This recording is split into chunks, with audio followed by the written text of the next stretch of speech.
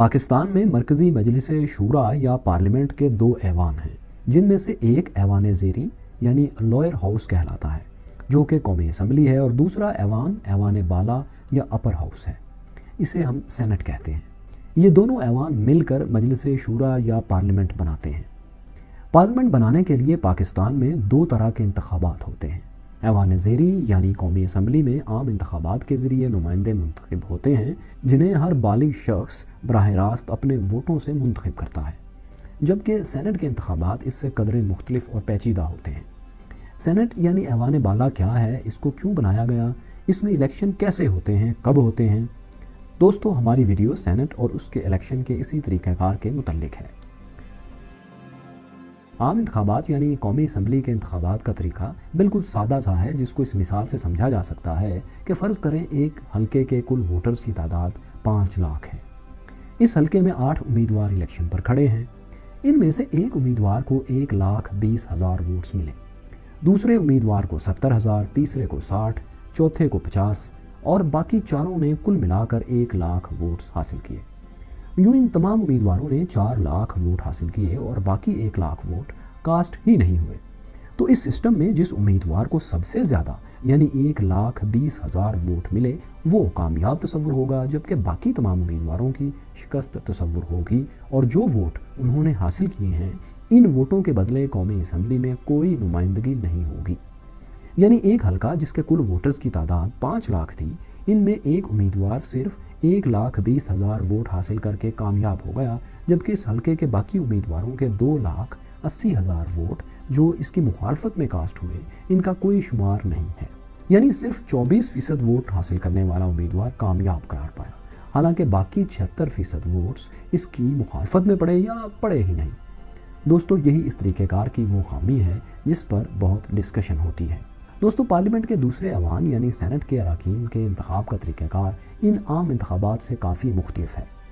اس طریقہ انتخاب میں ارکان کا انتخاب براہ راست عوام نہیں کرتے، بلکہ عوام کے منتخب شدہ نمائندے کرتے ہیں۔ قومی اور صوبائی اسمبلی میں عوام کے ووٹوں سے پہنچنے والے MNAs اور MPAs اپنے ووٹوں سے سینیٹرز کو منتخب کرتے ہیں۔ دوستو، سینٹ کے نظام سے پہلے پاکستان میں صرف ایک ہی ایوان تھا، جس میں صوبوں کے درمیان قومی اسمبلی کی نشستوں کی تقسیم آبادی کے لحاظ سے تھی۔ یعنی زیادہ آبادی والے صوبوں کو قومی اسمبلی میں زیادہ سیٹیں یعنی زیادہ نمائندگی حاصل تھی، جبکہ کم آبادی والے صوبوں کو قومی اسمبلی میں کم سیٹس یعنی کم نمائندگی حاصل تھی۔ قومی اسمبلی میں اس وقت سیٹوں کی تعداد اس طرح ہے کہ 11 کروڑ آبادی کے صوبہ پنجاب میں کل MNAs کی تعداد 183 ہے، جبکہ 1.25 کروڑ آبادی رکھنے والا صوبہ بلوچستان، اس کے ممبران کی تعداد صرف 17 ہے۔ یعنی ان اعداد و شمار کے حساب سے کوئی بھی سیاسی جماعت صرف پنجاب میں سے بھاری اکثریت سے جیت کر پورے ملک میں حکومت قائم کر سکتی ہے، جو یقیناً وفاق پاکستان کے لیے جو ایک سے زیادہ صوبوں اور اکائیوں کا مجموعہ ہے، اس کے لیے مناسب بات نہیں ہے۔ دوستو، اس مسئلے کے حل کے لیے ملک میں ایک ایسے نظام کی ضرورت تھی جس میں تمام صوبوں کو، تمام اکائیوں کو برابر کی نمائندگی مل سکے۔ 1971 میں مشرقی پاکستان کی علیحدگی کے بعد اس بات کی ضرورت اور بھی شدت سے محسوس کی گئی کہ کوئی ایسا نظام متعارف کروایا جائے جس سے تمام صوبوں کو برابر نمائندگی ملے۔ چنانچہ 73 کے آئین میں پاکستان کی سیاسی تاریخ میں پہلی بار ایک دوسرے ایوان یعنی سینٹ کا نظام متعارف کروایا گیا۔ جیسا کہ دوستو ہم ذکر کر چکے کہ سینٹ کے امیدواروں کے انتخاب کے لیے ایک مختلف طریقہ کار ہوتا ہے۔ اس نظام کو واحد قابل انتقال ووٹ یا سنگل ٹرانسفریبل ووٹ یعنی STV کہا جاتا ہے۔ انتخابات کا یہ پیچیدہ طریقہ ایک برطانوی ریاضی دان تھامس رائٹ ہل نے 19ویں صدی میں دریافت کیا تھا۔ یہ طریقہ دنیا کے بہت سے ممالک نے اپنایا اور آج بھی پوری کامیابی کے ساتھ چل رہا ہے۔ یہ طریقہ انتخاب نہ صرف سیاست میں استعمال ہوتا ہے، بلکہ اس طریقہ انتخاب سے کئی سیمی گورنمنٹ اور پرائیویٹ ادارے بھی مستفید ہو رہے ہیں۔ سینٹ اراکین کے انتخاب کے اس طریقہ کار کو ایک مثال سے سمجھا جا سکتا ہے۔ فرض کریں 40 طالب علموں کی ایک کلاس میں 4 طالب علموں کی ایک کمیٹی بنائی جا رہی ہے جو پوری کلاس کی نمائندگی کرے گی اور کلاس کے تمام 40 اسٹوڈنٹس کے ووٹوں سے منتخب ہوگی، جبکہ کلاس میں اسٹوڈنٹس کی کل تعداد صرف 40 ہے اور منتخب ہونے والی ارکان کی تعداد 4 ہے۔ تو اس انتخاب کے فارمولے کے مطابق کلاس کی کل تعداد اور منتخب ہونے والی کمیٹی کے امیدواروں کی تعداد یعنی 40 کو 4 پر تقسیم کیا تو 10 ووٹ کا عدد سامنے آیا۔ یعنی ان چاروں اسٹوڈنٹس کو کامیابی کے لیے کم از کم 10 ووٹس درکار ہیں۔ اس 10 کے عدد کو ہم گولڈن فگر یا جیت کے لیے درکار ووٹ کہہ سکتے ہیں۔ کلاس کی یہ ووٹنگ ایک ایسے بیلٹ پیپر پر ہوگی جس پر تمام اسٹوڈنٹ امیدواروں کے نام ایک لسٹ کی صورت میں لکھے ہوں گے، جو کہ ظاہر ہے امیدوار ہیں تو یہ 4 سے زیادہ بھی ہو سکتے ہیں، اور ان ناموں کے سامنے خالی خانے بنے ہوں گے۔ ان امیدواروں کو ووٹ دینے والے 40 اسٹوڈنٹس ان خانوں میں اپنی ترجیح کے حساب سے ان کو نمبرنگ دیں گے، یعنی اپنے سب سے پسندیدہ امیدوار کو پہلے نمبر پر اور سب سے کم پسندیدہ امیدوار کو آخری نمبر دیں گے، اور پھر ان بیلٹ پیپرز کی ترجیحی نمبرنگ ان امیدواروں کی جیت کا فیصلہ کرے گی۔ ان 5 امیدواروں کو، جن میں سے 4 منتخب ہونا ہے، ہم A, B, C, D اور E کا نام دیں گے۔ تو فرض کریں اسٹوڈنٹ A کو 20 ووٹس ملے، B کو 6، اسٹوڈنٹ C کو 7، D کو 5 اور اسٹوڈنٹ E کو، امیدوار E کو صرف 2 ووٹس ملے۔ اب یہاں یہ چونکہ اسٹوڈنٹ A کو 20 ووٹ ملے ہیں اور کامیابی کے لیے صرف 10 درکار تھے، تو یوں وہ اس کمیٹی کا رکن منتخب ہو گیا، جبکہ اس کے جو 10 ووٹ مطلوبہ ووٹس سے زیادہ ہیں وہ ان اسٹوڈنٹ میں دوسری ترجیح حاصل کرنے والوں میں تقسیم ہو جائیں گے۔ مثال کے طور پر ان 10 اضافی ووٹس میں سے B کو 6 اسٹوڈنٹس نے دوسری ترجیح پر رکھا تھا، تو 10 ووٹس میں سے 6 ووٹس اسے مل گئے، جس میں سے اس کے کل ووٹ 12 ہو گئے۔ اسی طرح C کو 3 اسٹوڈنٹس نے دوسری ترجیح پر رکھا تو 3 ووٹ اسے مل جائیں گے اور اس کے ووٹس 10 ہو جائیں گے اور وہ بھی منتخب ہو جائے گا۔ اس طرح D کو 1 اسٹوڈنٹ نے دوسری ترجیح پر رکھا تو باقی 1 ووٹ D کو مل جائے گا، اس کے ووٹس 6 ہو جائیں گے۔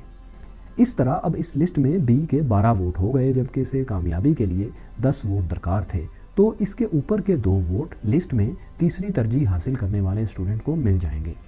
مثال کے طور پر D کو 2 لوگوں نے تیسری ترجیح پر رکھا تو وہ دونوں ووٹس D کو مل جائیں گے۔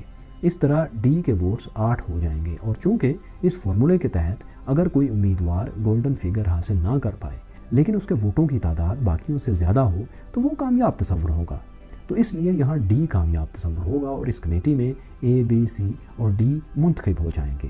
دوستو، جس طرح اس مثال میں امیدوار A کے 10 اضافی ووٹس باقی ممبرز کو ٹرانسفر ہو گئے اور اسٹوڈنٹ کو دوبارہ ووٹ نہیں ڈالنا پڑا، یعنی ان کا ایک ہی ووٹ دوسری اور تیسری ترجیح والے امیدوار کو منتقل یا ٹرانسفر ہو گیا، اسی لیے اس طریقہ انتخاب کو سنگل ٹرانسفریبل ووٹ یعنی STV کہا جاتا ہے، اور اسی طریقے سے پاکستان کے سینٹ انتخابات میں اراکین کو چنا جاتا ہے۔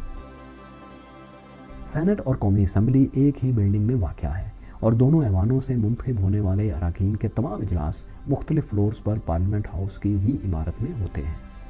سینٹ اور قومی اسمبلی میں ایک فرق یہ بھی ہے کہ قومی اسمبلی اپنی مدت کے اختتام پر عام انتخابات سے پہلے تحلیل ہو جاتی ہے اور ایک نگران حکومت اس کی جگہ لے لیتی ہے، جبکہ سینٹ میں ایسا نہیں ہوتا۔ سینٹ کسی بھی صورت میں تحلیل نہیں ہو سکتا۔ اسی طرح قومی اسمبلی کے اراکین 5 سال کے لیے منتخب ہوتے ہیں، جبکہ سینٹ کے اراکین 6 سالہ مدت کے لیے منتخب ہوتے ہیں۔ سینٹ میں ہر 3 سال بعد آدھے ارکان ریٹائرڈ ہو جاتے ہیں اور ہر 3 سال بعد ہی سینٹ کے انتخابات ہوتے ہیں، یعنی ہر 3 سال بعد بیسیکلی سینٹ کے آدھے ممبرز کا انتخاب ہوتا ہے۔ ہر 3 سال بعد جو اراکین ریٹائرڈ ہوتے ہیں وہ اپنی 6 سالہ مدت پوری کر کے ہی ریٹائرڈ ہوتے ہیں، یعنی ہر رکن کی ٹرم کے بیچ میں ایک ایسا الیکشن بھی آتا ہے جس میں وہ امیدوار نہیں ہوتا یا اس کی ٹرم ختم نہیں ہونا ہوتی۔ چاروں صوبوں کے سینیٹرز کے انتخاب کے لیے پولنگ چاروں متعلقہ صوبائی اسمبلیوں میں، جبکہ اسلام آباد اور فاٹا کی سیٹوں کے لیے پولنگ قومی اسمبلی میں ہوتی ہے۔ سینٹ کے انتخاب کے بعد ان تمام کامیاب ہونے والے امیدواروں میں سے ایک ممبر کو 3 سال کے عرصے کے لیے چیئرمین سینٹ اور ایک ممبر کو ڈپٹی چیئرمین سینٹ چن لیا جاتا ہے۔ اس کے علاوہ یہ بات بھی قابل ذکر ہے کہ صدر پاکستان کی غیر موجودگی میں چیئرمین سینٹ ہی ملک کا قائم مقام صدر ہوتا ہے۔ دوستوں، 1973 میں سینٹ ممبرز کی کل تعداد 45 تھی، جو 1977 میں بڑھا کر 63 کر دی گئی۔ پھر 1985 میں یہ تعداد 87 کر دی گئی اور 2002 میں یہ تعداد 100 تک پہنچ گئی۔ 2015 میں 4 اقلیتی سیٹیں شامل کر کے ان ممبرز کی تعداد بڑھا کر 104 کر دی گئی۔ 104 سینیٹرز کے اس ایوان میں چاروں صوبوں سے کل 23 اراکین ہوتے ہیں۔ ہر صوبے کے ان 23 میں سے 14 جنرل اراکین، 4 خواتین، 4 ٹیکنوکریٹ یا علماء اور 1 اقلیتی رکن شامل ہیں۔ چاروں صوبوں کے ان 92 سینیٹرز کے علاوہ فاٹا سے 8 ارکان، اسلام آباد سے 4 ارکان سینٹ کا حصہ ہوتے ہیں۔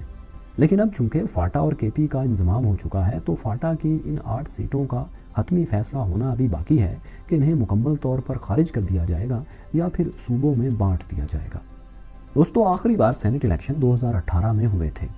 2018 میں ہونے والے سینٹ الیکشن کی 104 سیٹوں میں سے 52 سیٹوں پر انتخاب ہوا تھا۔